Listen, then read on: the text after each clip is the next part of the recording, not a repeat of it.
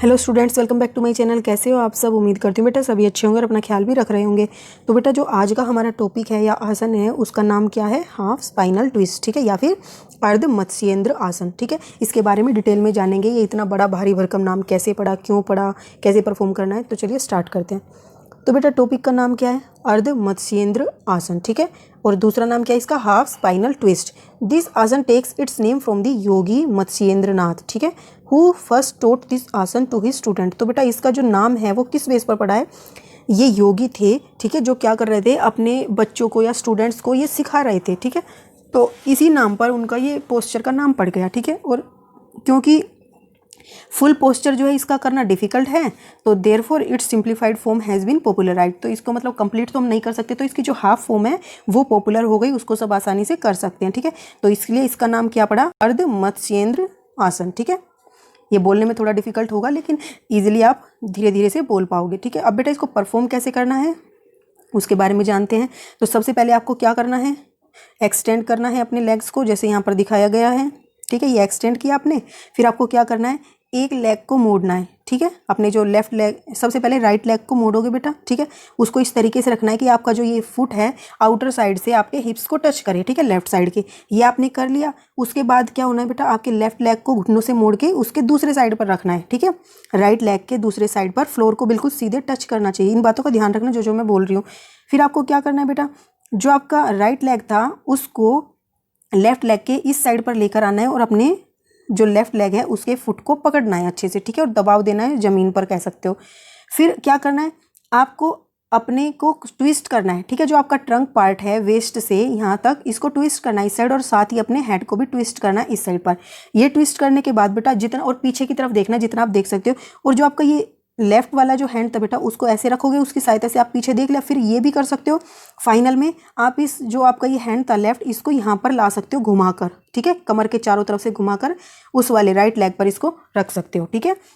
Starting में नहीं कर पाते तो कोई नहीं, आप इस तरीके से कर सकते हो यहाँ तक, ठीक है। जब धीरे धीरे आप ऐसे भी करने लगोगे तो इस तरीके से तो बेटा इसको परफॉर्म करना है। कुछ देर के लिए इसमें रुकना है, उसके बाद क्या करोगे? रिलीज करोगे। तो सबसे पहले अपनी गर्दन को सीधा लेकर आओगे और अपने हेड को सेंटर में रखोगे, ठीक है, घुमाने के बाद गर्दन को। फिर आर्म्स को साइड में रखना है बॉडी के, जैसे ये थी। उसके बाद क्या करना है? लेग्स को स्ट्रेट करना है, एक्सटेंड कर देना है फ्रंट में और रिलैक्स करना है। फिर आप इसको रिपीट कर सकते हो दूसरे लेग के साथ। मतलब पहले ये लेग ऐसा था तो अब ये वाला ऊपर हो सकता है और वो वाला ऐसे जा सकता है, ठीक है। और हैंड्स की पोजीशन भी चेंज हो सकती है, लेफ्ट राइट की तरह करेगा एक और राइट लेफ्ट की तरह, ठीक है।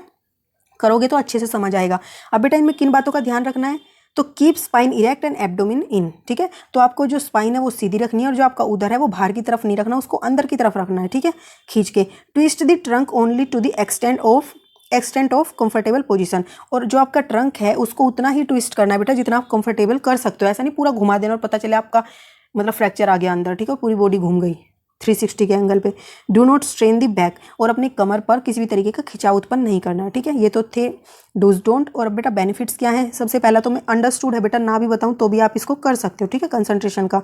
This posture give the right and left twist to the spinal column. अभी तक हमने देखा होगा जितने भी आसन किए इस तरीके से हमारे जो मेरुदंड है उसको मिला है, मतलब ट्विस्ट, या फिर इस तरीके से वो बैंड हुई है, तो इस तरीके से फ्लेक्सिबिलिटी आई है। लेकिन अब ये जो हमारी मेरुदंड इस तरीके की होती है बेटा कुछ, ठीक है, तो उसको इस तरीके से बैंड भी मिल गया, इस तरीके से भी बैंड मिल गया और इस तरीके से भी बैंड मिल गया, इस तरीके। लेकिन अब उसको इस तरीके से बैंड नहीं मिला था।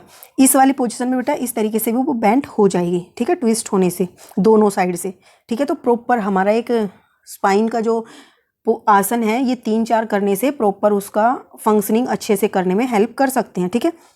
अब बेटा every vertebrae of the spine gets fully stretch. तो बेटा जो हमारी स्पाइन होती है वो किससे मिलकर बनी होती है? वर्टेब्रे कॉलम से। साइंस का टॉपिक है ये, ठीक है। तो ये जो वर्टेब्रे होते हैं मतलब ये एक तरीके से छल्ले बोल सकते हो, तो वो क्या होंगे? एक एक स्ट्रेच हो जाएगा फुल्ली, ठीक है, जो कि क्या करेगा? उसको अच्छा बनाएगा। It help to bring trunk muscles in proper tone. और जो हमारी ट्रंक मसल्स है यानी कि जो हमारा धड़ का हिस्सा है बेटा उसकी सभी मसल्स को अच्छे से टोन अप करेगा, उनको अच्छा करेगा, ठीक है।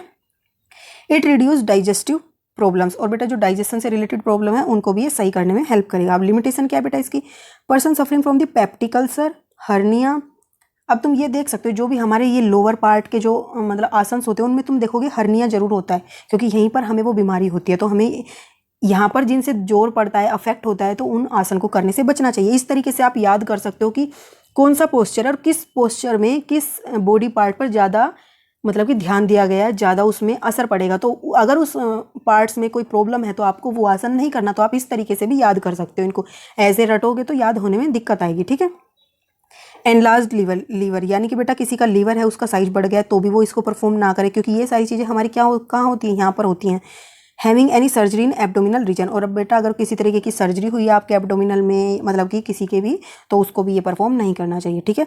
तो ये तो था बेटा हमारा अर्ध मत्स्येंद्र आसन, ठीक है। तो उम्मीद करती हूँ आपको अच्छे से समझ आया होगा, और ये किसके नाम पर पढ़ा है ये भी याद रखना, यहाँ से इंपॉर्टेंट क्वेश्चन बन सकता है।